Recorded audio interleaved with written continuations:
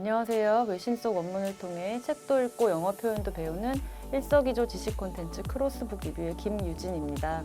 국경을 넘는 일은 어느 정도는 고될 수밖에 없습니다. 익숙한 세계를 떠나 낯선 공간에 들어가는 것이기 때문이죠. 미리 계획한 일정에 따라 비행기를 타고 휴가를 떠난다 해도 피곤함이 밀려오곤 하는데 여정 자체에 불안과 위험이 잔뜩 도사리고 있다면 어떨까요?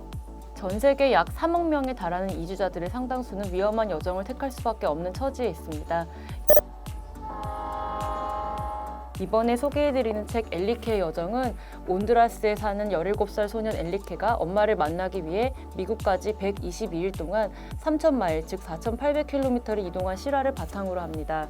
5살 때 가족의 생계를 위해 미국으로 이주한 엄마 라우데스와 헤어진 엘리케는 11년 동안 단 한 차례도 엄마를 보지 못합니다.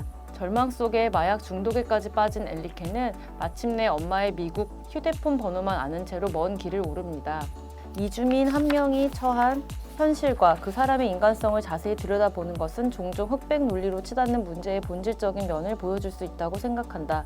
나는 독자 여러분을 기차 지붕 위로 데려가서 이 현대판 이민의 진정한 모습이 무엇인지, 특히 아이들에게는 어떻게 느껴지는지를 보여주고 싶다.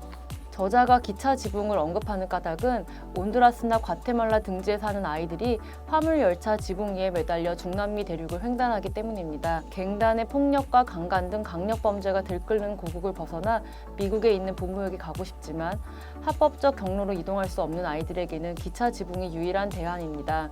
이 과정에서 단속을 피하기 위해 기차에서 뛰어내리기가 일쑤이다 보니 일명 죽음의 기차로까지 불립니다. 2006년 출간 당시 워싱턴 포스트는 서평에서 이 책이 생생한 여정을 전한다고 평했습니다.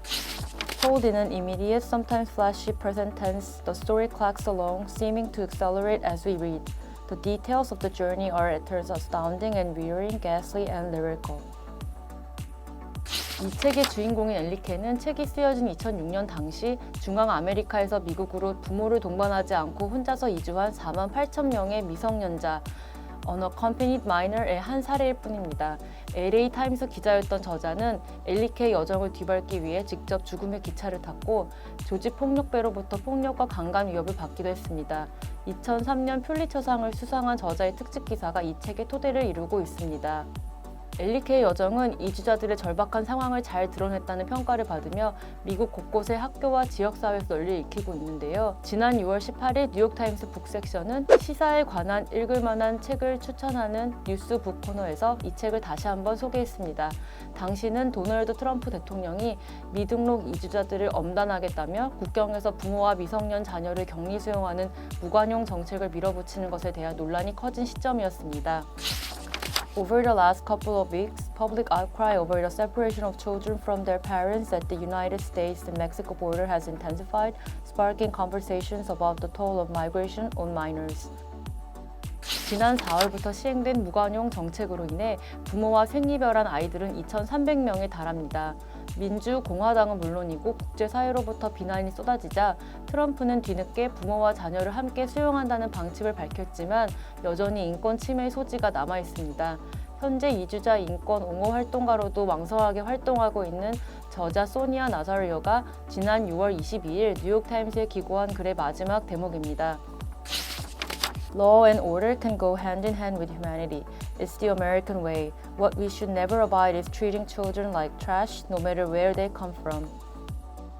저자는 책에서 미등록 이민이 일어날 수밖에 없는 구조적 원인을 비판하며 근본적으로는 이주국의 경제를 튼튼하게 만들어야 한다고 지적합니다. 라틴 아메리카 주민들이 일자리를 찾아 미국으로 올 수밖에 없고 미국 기업들이 저임금 노동력에 의존하는 한 아이들의 위태로운 이주도 계속될 수밖에 없다는 것입니다. 2017년 4월 UC 버클리대 동문회가 발행하는 캘리포니아 매거진과의 인터뷰에서 저자는 이민이 낙태나 총기 규제와 같이 정치적 이해관계가 작용하는 쟁점이라고 지적합니다.